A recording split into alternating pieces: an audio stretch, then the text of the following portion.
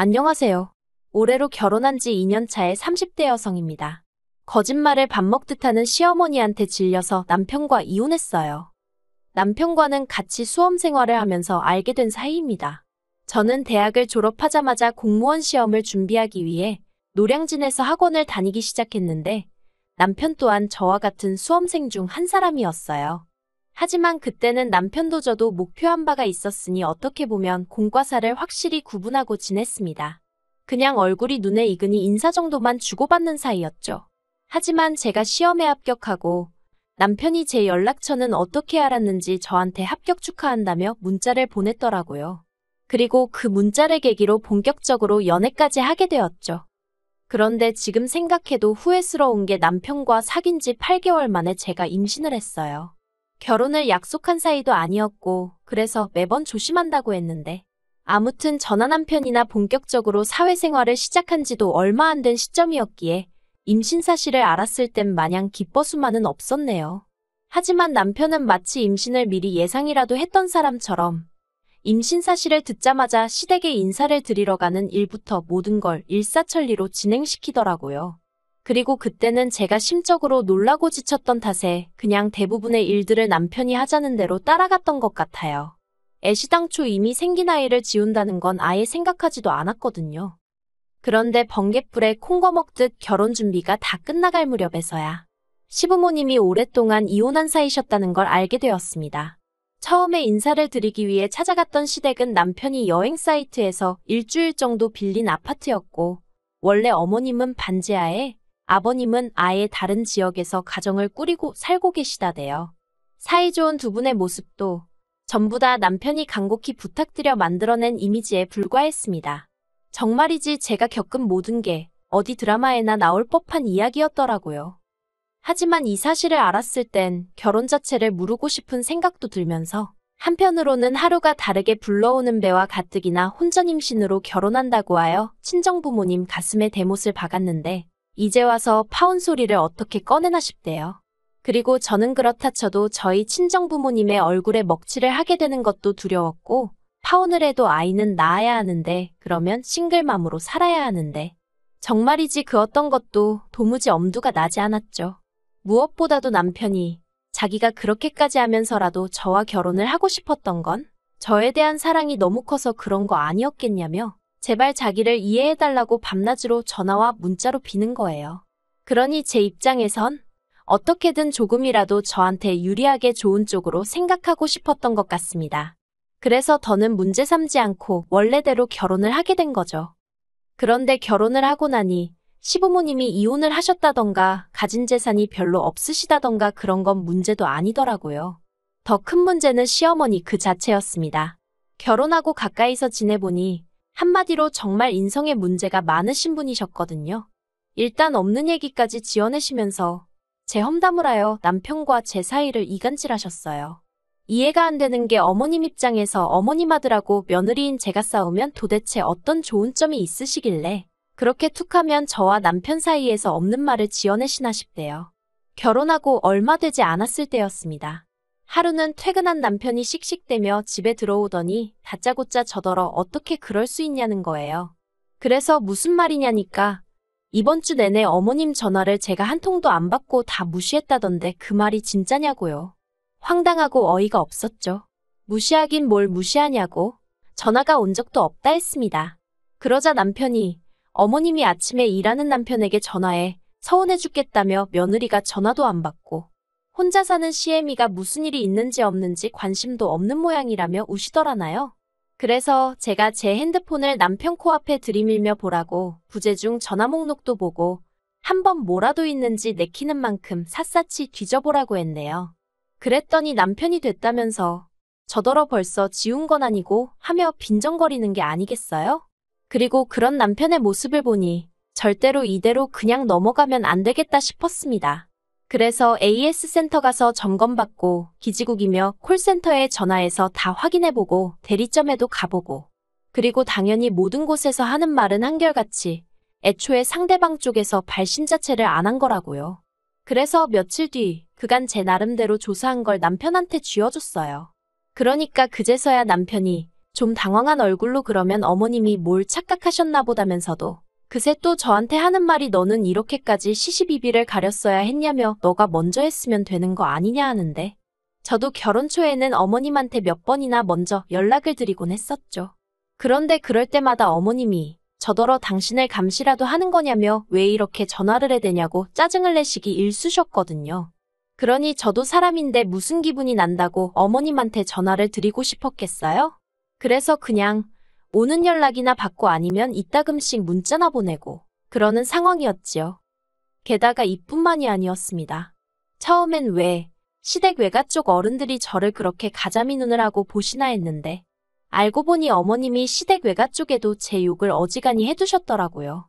정말 여러 가지가 있는데 그중에서도 제일 어이가 없었던 게 제가 작정하고 남편을 꼬셔서 임신까지 하고 그래서 당신이 어쩔 수 없이 결혼을 허락했다는 이야기였습니다. 아니, 아무리 팔이 안으로 굽는다지만 객관적으로 봐도 제 조건이랑 남편 조건이랑 비교해보면 제가 미쳤다고 그럴 이유가 없어요.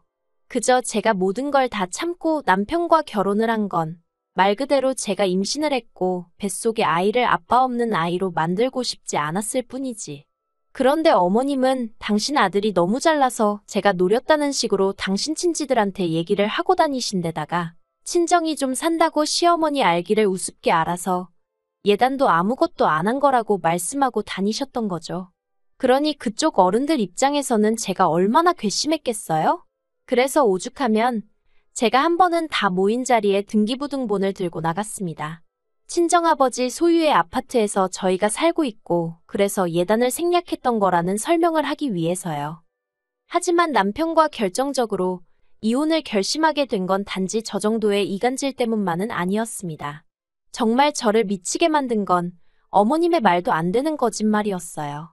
물론 그간 이간질을 하시면서도 말도 안 되는 별의별 거짓말을 하시긴 했지만 이번에 거짓말은 정도가 심해도 너무 심했고 도를 지나쳐도 한참을 지나치셨거든요. 저희의 돌까지 3달쯤 남았던 때 돌잔치는 생략하는 게 어떨까 하는 얘기가 나왔습니다. 실제로 저나 남편이나 주변의 애는커녕 결혼을 안 한 지인들도 많았던지라 결혼식에 이어 돌잔치까지 부르면 부담을 주는 것처럼 보일 것 같았거든요. 그런데 시어머니께서 난리셨습니다. 그래도 곽씨 가문의 첫 손자인데 어떻게 돌잔치를 생략하냐면서 그렇게는 안 된다고 호텔에서 멋들어지게 해야 한다면서요. 하지만 물론 땡전 한 푼 보태주신다는 말씀은 없으셨고 그냥 무턱대고 화만 내시는 상황이었죠. 그래서 결국 지금 생각해보면 왜 그렇게까지 했는지 모르겠지만 나름대로 어머님을 어르고 달래어 호텔까지는 아니어도 적당한 장소를 빌려 돌잔치를 하는 것으로 이야기가 되었습니다. 그런데 돌잔치 당일 사람들 모두 화기애애하고 좋은 이야기만 오가는 와중에 머리끝부터 발끝까지 무슨 바비 인형 마냥 분홍색으로 칠갑을 하고 오셔가지고는 사회자가 친할머니가 아이한테 덕담 한마디 해주세요 하고 마이크를 건넸을 때였습니다. 어머님이 대뜸 여기 오신 분들 모두 감사합니다 하시더니 실은 당신이 위암 사기다. 언제 죽을지 모른다. 아들도 며느리도 평소에 연락을 잘 안 해서 내가 아픈 걸 몰랐을 거다. 서럽고 서운하다. 뭐 그런 말씀을 하고 계시는 거예요. 순식간에 분위기는 찬물이라도 끼얹은 듯 쥐죽은 듯 가라앉았고 사람들이 웅성거리기 시작했습니다. 그리고 어머님 형제분들은 저랑 남편더러 얼마나 연락을 안 하고 살면 지 엄마가 죽어가는데도 모르냐면서 욕을 하기까지 했습니다. 저희 친정부모님도 당황하셔서는 진짜냐? 이게 어떻게 된 거냐? 너네 정말 몰랐냐? 하시고 순식간에 저희 정말 천하의 나쁜 놈들 부모도 몰라보는 페류나가 돼버렸어요. 그래서 돌잔치고 뭐고 제대로 마무리도 못 짓고 손님들 돌려보내고 하지만 아무튼 그때는 억울하고 당황스럽고 그런 것보다는 당장 어머님이 위암 사기라니 이를 어쩌나 하는 생각뿐이었죠. 그리고 바로 이튿날 제가 어머님더러 큰 병원에 가보자고 했어요. 어느 병원에서 진단을 받으신 건지 서울에 있는 대형 병원으로 한번 가보자고요. 그런데 어머님께서 곧 죽어도 병원은 안 간다며 버티시는 거예요. 어차피 곧 죽을 목숨인데 쓸데없이 무슨 병원이냐면서 대신 저랑 남편더러 당신 가는 날까지 말이나 잘 들으라나요? 항암이고 뭐고 아무것도 하실 생각 없다 하시면서 그냥 맘 편히 살다 죽었으면 좋겠다면서요. 그리고 어머님 꼬집을 도무지 꺾을 길이 없어서 남편에게 어떻게 하면 좋겠냐니까. 남편은 한다는 말이 그러면 어머님 마지막 소원 들어드린다 생각하고 당분간 우리 집에서 살게 하시면 안 되겠냐입니다. 어머님 혼자 반지하에 지내다 가시는 거 자식으로서 가슴이 아프다고요. 그리고 친정아버지께서도 그 이야기를 들으시더니 그렇게 하라고 당장에 모시고 오라고 하셨죠. 그래서 얼결에 어머님과의 합가가 시작되었습니다. 그리고 환자라는 이유로 정말 별의별 것을 저에게 요구하시더라고요. 일단 시작은 안방이었어요. 원래는 작은 방 중 손님방으로 비워둔 방이 있었기에 그 방을 어머님이 쓰실 수 있도록 해둔 상황이었거든요. 그런데 어머님이 작은 방을 한번 보시더니 화장실도 없고 창문도 작아 마음에 들지 않는다며 안방을 쓰고 싶다 하시대요. 그리고 남편도 저도 그런 어머님의 요구를 거절할 수 없었습니다. 본인 입으로 환자가 살면 얼마나 살겠냐는 소리를 하시니 그까짓 안방 못 내어드리겠나 싶었던 거죠. 하지만 그게 다가 아니었습니다. 당신은 환자라서 잘 먹어야 한다며 아침이고 저녁이고 할 것 없이 이거 드시고 싶다 저거 드시고 싶다. 모르는 사람이 봤으면 정말 저희 어머님이 무슨 애라도 가진 줄 알았을 거예요. 그러다 좀 이상한데 싶은 일이 있었으니 위 안말기라면서도 병원은 곧 죽어도 안 가시던 어머님께서 하루는 몸이 영 안 좋다며 보약 얘기를 꺼내시는 거예요. 좀 황당했죠. 병원 치료는 안 받으시면서 웬 보약 타령이신가 해서요. 그래서 어머님 한약은 드셔도 되는 거냐 물어보려다가 보약을 핑계로 한의원이라도 모시고 가볼까 싶더라고요. 그래서 어머님께 제가 그 보약 해드리겠다며 한의원에 가자 했어요. 그랬더니 어머님이 정말 좋아서 집을 나서시는 게 눈에 보이더라니까요. 그렇게 한의원에 도착했습니다. 집 근처 한의원이 아닌 친정어머니와 절친한 친구분께서 하시는 한의원으로 저도 어려서부터 다니던 곳이었어요. 그리고 친정어머니 친구분이 어머님의 맥을 짚으셨는데 좀 갸웃하시는 눈치셨죠. 그래서 잠시 어머님이 자리를 비우신 사이에 사실은 하며 제가 어머님이 위암사기라는 말을 꺼냈습니다. 그랬더니 친구분도 하시는 말씀이 그렇지 않아도 네 엄마한테 들었다며 그런데 맥이 너무 좋다는 거예요. 보통 위암사기 정도 되면 맥이 약하고 불규칙한데 저희 어머님은 젊은 사람 마냥 좋다며 정말 위암이 맞냐고 저한테 되물으시더라니까요. 그리고 그때 저는 뭔가 등골이 싸늘한 게 확실히 짚고 넘어가야겠다 싶더라고요. 그래서 일단 어머님을 모시고 다시 집으로 향했습니다. 집에 도착하여 남편이 오기만을 기다렸어요. 그리고 얼마 안 있다 남편이 퇴근을 했는데 그날도 손에 뭔가 들려있더라고요. 그래서 그건 또 뭐냐니까 어머님이 치킨 드시고 싶다고 하셔서 사왔답니다. 어휴. 그래서 제가 어머님께 대놓고 암 환자가 치킨 같은 건 먹어도 되는 거냐 물었어요. 그랬더니 좀 전까지 멀쩡하던 양반이 또 다 죽어가는 표정의 목소리를 하시고는 어차피 때 되면 죽을 거 치킨 먹는다고 얼마나 일찍 죽기야 하겠냐 하시는데 정말 어이가 없대요. 저는 그런 어머님께 어머님 드시지 마시라 했어요. 그리고는 사실 충격받으실까봐 말을 안 했는데 아까 저희 친정어머니 친구분이 말씀하시길 어머님 맥이 너무 안 좋다고 하더라고. 당장 주무시다 어떻게 되셔도 이상하지 않을 정도라고 당장 큰 병원에 가서 검사를 받아보는 게 좋겠다 했다고 없는 말을 지어냈습니다. 어머님 반응 좀 보려고요. 그리고 설마 했는데 어머님의 반응이 가관도 아니었습니다. 정말 기절할 듯 놀라시며 당장 응급실로 가자시는 거예요. 그 소리를 듣고 어떻게 가만히 있느냐고요. 그리고 바로 응급실로 향했는데 어머님이 간호사를 붙들고 하시는 말씀이 생각해보니 요 며칠 가슴도 갑갑한 것 같고 머리도 아프고 그랬다며 빨리 검사 좀 해달라 하시는 거예요. 그리고 저는 그런 어머님 옆에서 간호사에게 저희 어머님이 위암사기라는 말을 빼놓지 않았죠. 그러자 간호사가 뭔가 이상하다는 듯 머리를 갸웃하더니 일단 알겠다 하대요. 그런데 어째선지 저희 어머님은 당혹스러운 표정으로 저와 남편의 눈치를 살피실 뿐이었습니다. 그리고 몇 시간 후 엑스레이며 CT며 전부 다 결과가 나왔는데 의사 말이 멀쩡하시다. 핏줄도 얽힌 데 없이 쭉쭉 뻗어나가고 있다며 다 좋답니다. 그래서 제가 저희 어머니 위암은요 하니까 의사가 저를 정말 황당하다는 듯 한번 보고는 누가 위암이냐고 오히려 저한테 되묻더라니까요. 그렇게 집으로 돌아왔습니다. 어머님과 저희 부부는 식탁에 둘러앉았고 제가 먼저 말문을 열었어요. 어떻게 그런 거짓말을 하실 수 있냐고요. 그랬더니 어머님이 거짓말 아니랍니다. 의사가 돌팔이래요. 전 병원에서 오진을 한 거거나 아님 지금 의사가 돌팔이거나 아무튼 당신은 거짓말은 안 했다나요?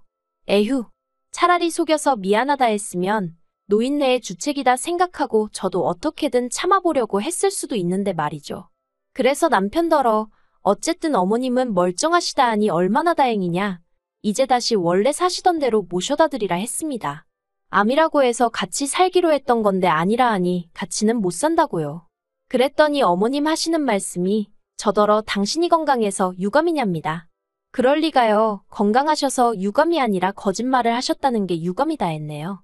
그리고 그것도 거짓말을 손자 돌잔치에서 하시지 않았냐고 그러니 제가 좋은 소리가 나가겠냐고요. 그러자 이번엔 남편이 아무리 그래도 그렇지 어떻게 하루아침에 어머님을 내쫓으려드냐며 저더러 참 모질다 하더니 어차피 이렇게 같이 살게 된 거 그냥 모시고 살잡니다. 자기가 보기엔 어머님이 저희 집 오신 이후로 안색도 많이 빨가지고 좋아지셨다면서 이참에 우리네 식구 건강하게 오래오래 살자는 말 같지도 않은 소리를 하면서 말해요. 그래서 제가 남편더러 당신은 어머님 얼굴 밝아진 것만 보이고 와이프인 나 시달려서 반쪽된 건 안 보이냐 했어요. 그리고는 다 필요 없으니 당장 어머님 댁으로 모셔다 드리던가 아니면 당신이 따로 나가서 모시고 살라 했습니다. 그러자 어머님이 건강해서 미안하다며 늙었으니 죽어야지. 안 아파서 미안하다. 말도 안 되는 억지를 쓰시는데 저도 그간 당한 바가 있다 보니 어머님이 하시는 모든 게 꼴보기가 싫더라고요.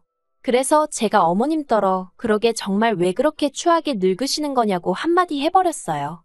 어휴, 뒷일은 뭐 고성이 오가고 경찰 오고 난리도 아니었습니다. 그리고 결국 남편이 저에게 이혼을 통보해왔어요. 시어머니 알기를 우습게 아는 저 같은 여자랑 더는 못 살겠다는 황당한 핑계를 대면서 말이죠. 그래서 저도 진작에 당신을 사기 결혼으로 고소하지 않은 게 유감이라며 이혼하자 했습니다. 그래도 남편이 마지막 양심인지 법적으로 싸워봤자 가능성이 없다는 걸 아는 건지 몇 푼 안 되는 재산 가지고 왈가왈부하려 들지는 않더라고요. 다행이었죠. 그래서 합의 이혼하고 아이는 제가 키우기로 했습니다. 양육비는 달에 80씩 받기로 했는데 글쎄요, 무슨 재주로 주려나? 벌써부터 기대도 되고 걱정도 되네요. 그래도 어느 쪽이건 간에 거짓말쟁이 할머니나 똥된장 구분 못하는 아빠랑 사는 것보단 행복하겠죠.